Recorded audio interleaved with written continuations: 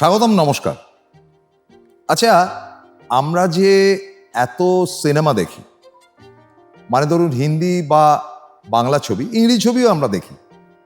ইংরেজি ছবিটাকে আপাতত বাদ রাখলাম। ইদানিং তো টিকিটের যা দাম হয়েছে, আর ওই শপিং মলে গিয়ে সিনেমা হাউস তৈরি হয়েছে, তাতে করে আপনারা সম্ভবত ওই হাতের মোবাইল ফোনেই বোধহয় সিনেমা টিনেমা দেখে থাকেন, তাতে খরচাটা বাঁচে অনেকটা। কিন্তু আজকের বিষয়টা হচ্ছে চরিত্রাভিনেতা। চরিত্রাভিনেত্রীটা না হয় অন্য সময় করা যাবে। চরিত্রাভিনেতা বলতে কি বোঝায়? যে সব রকম চরিত্র করতে পারে। সব রকম চরিত্র বলতে কি বোঝায়? ধরুন তাকে যেমন বড়লোক বা জমিদারের চরিত্রও মানাবে, আবার একেবারে পথের ভিখিরিতেও মানাবে, মানে গরিব তস্য গরিব লেবার ক্লাসের ইত্যাদি ইত্যাদি। তো এরকম অভিনেতা কে আছেন?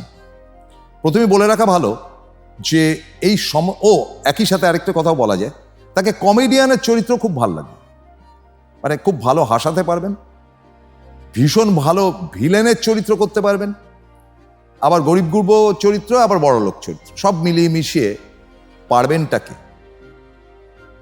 যদি বাংলা ছবির দিকে তাকান, তাহলে আমি নিঃসন্দেহে প্রথমে বলবো যে উত্তম সৌমিত্রর দ্বারা সম্ভব নয়। দুজনেই এত গ্ল্যামারাস ছিলেন, যে কারণে গুপির চরিত্র করতে চেয়েছিলেন সৌমিত্র, তাকে দেওয়া হয়নি। উত্তম কুমার একবার চাকরের চরিত্র করেছিলেন কোনো একটা ছবিতে, ওই একটি মাত্র, খুব যে ভালো হয়েছিল তা বলা যেতে পারে না, করেছিলেন এই মাত্র। কিন্তু বাংলা ছবিতে কমিক করা বলুন, বা সিরিয়াস চরিত্র বলুন, বা ভিলেনের চরিত্র বলুন, বিকাশ রায় কিন্তু করেছেন। কিন্তু বিকাশ রায়ের একটা ব্যাপার যেটা ছিল, বিকাশ রায় অসম্ভব শিক্ষিত একটা চেহারা ছিল তার মধ্যে, যার জন্য কোথাও একটা মার খেয়ে যেতেন, যে না ঠিক ম্যাচ করছে না। করলেন বটে, কিন্তু খুব ম্যাচ করছে না। কাকে তাহলে ধরা যায় বাংলা ছবিতে? একটা মাত্র মানুষের কথা আমার মনে পড়ছে, যাকে দিয়ে সব রকম চরিত্র করানো যেত। তিনি হচ্ছেন কালী বন্দ্যোপাধ্যায়। এবং কালী বন্দ্যোপাধ্যায় বা কালী ব্যানার্জির সিনেমা আজকের যুগের ছেলেমেয়েরা আদৌ দেখেছে কিনা সন্দেহ, বা তাকে আদৌ মনে রেখেছে কিনা আগেকার মানুষেরা, সেটাও সন্দেহের ব্যাপার। কিন্তু পারলে দেখে নেবেন কালী বন্দ্যোপাধ্যায়ের কোনো সিনেমা। খুব একটা সুদর্শন ছিলেন না, কুৎসিত ছিলেন না, তার গায়ের রং কালো ছিল বলে তার নাম কালী। বামপন্থী মানুষ ছিলেন আদন্ত, কমিউনিস্ট পার্টির সদস্য পদও পেয়েছিলেন, কোন একটা আইপিটি এর সদস্যও ছিলেন। কালী বন্দ্যোপাধ্যায়কে দিয়ে সব রকম চরিত্র করানো গেছে। এবং কালী বন্দ্যোপাধ্যায় একই সাথে সত্যজিৎ রায়, মৃণাল সেন, ঋত্বিক ঘটক থেকে শুরু করে সব, তপন সিনহা, তরুণ মজুমদার, সবার ছবি করেছে।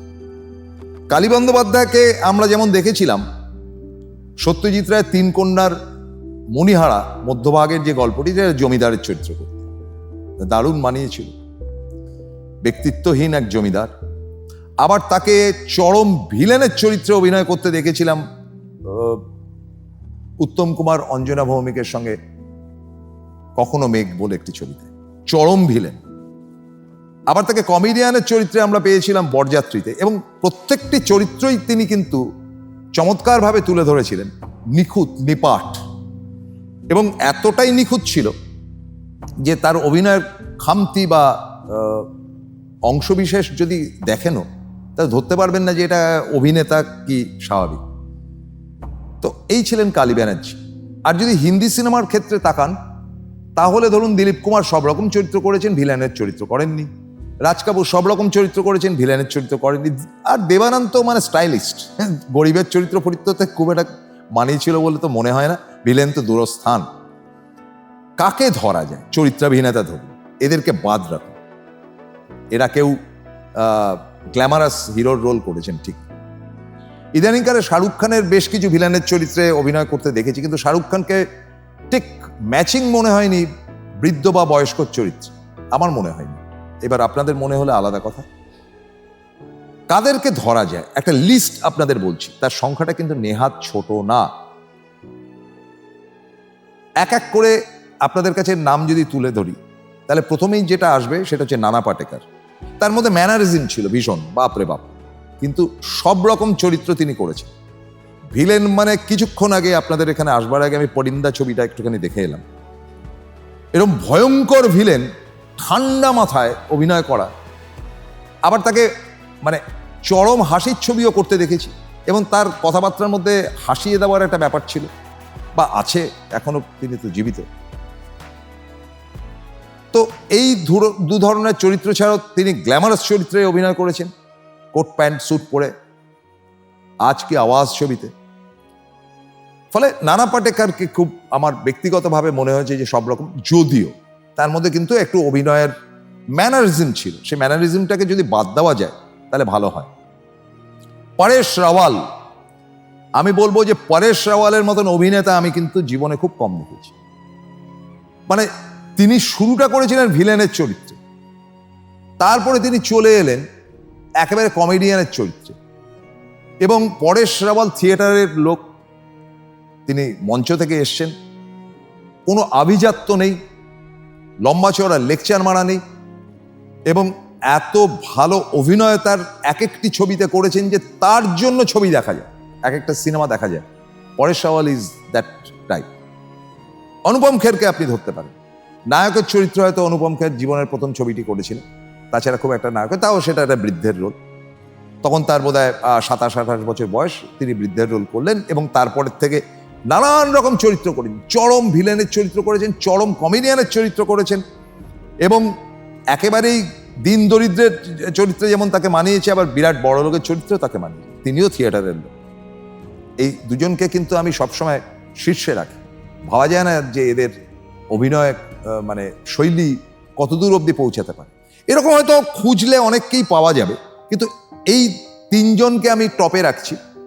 এবং তারপরে যাকে রাখবো, তিনি টিপিক্যাল হিন্দি ছবির নায়ক বা অভিনেতা নন। তিনি একাধারে রোমান্টিক নায়কের ছবি দিনের পর দিন করেছেন, তিনি অসম্ভব গানে লিপ মেলাতে পারতেন, এক্সট্রা অর্ডিনারি ডান্সার ছিলেন, তার নাচের কাছে ঋষি কাপুরের মতন ডান্সাররা পর্যন্ত আউট হয়ে যেত। তিনি চমৎকারভাবে ভিলেনের চরিত্র করেছেন, অসাধারণ তিনি বৃদ্ধের চরিত্র করেছেন। তিনি যে কি করেননি, মানে তার মধ্যে যে কোন কোয়ালিটি ছিল না, সেটা নিয়ে কিন্তু তর্ক চলতে পারে। এবং আমার নিজের ব্যক্তিগত অভিমত যে একটা সময় আসবে যেদিনকে অ্যাসেসমেন্ট করা হবে, তিনি ভারতবর্ষের সর্বকালের সেরা অভিনেতা। তার নাম কামাল হাসান। তামিল ব্রাহ্মণ, ঈশ্বর বিশ্বাস করেন না, কিন্তু ইউনিক ভেজিটেরিয়ান। এবং কামাল হাসান নিজেই বহু ছবির প্রযোজনা করেছেন। আপনারা ভাবতে পারেন যে একটি ছবিতে প্রায় 80% তিনি একটি মহিলার চরিত্র করলেন, এবং তার চলন বলন নড়াচড়া একটা মহিলার মতন লাগলো।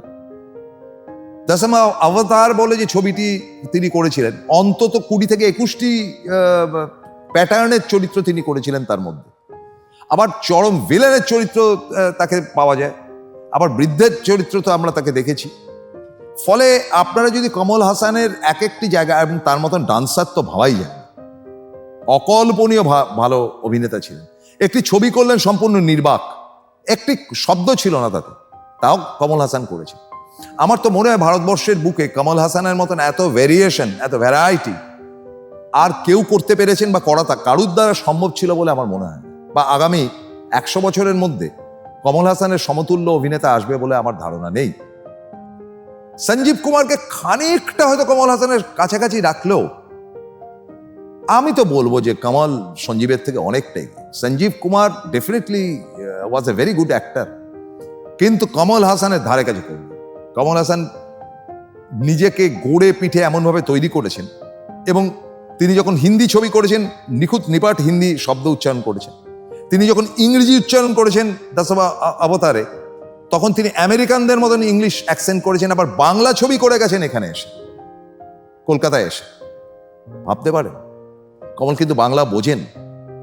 ফলে চরিত্রাভিনেতা বলে যে বস্তুটি রয়েছে, সারা ভারতবর্ষে বহু ভালো ভালো অভিনেতা এসছেন, আসবেন নিঃসন্দেহে, কিন্তু আরেকটি কমল হাসান পাওয়া যাবে। And he is the best, he is number 1 always, I must say. পারলে কমল হাসানের ছবিগুলোকে আপনারা দেখছেন তো বটেই। শেষ করি, নমস্কার, ধন্যবাদ।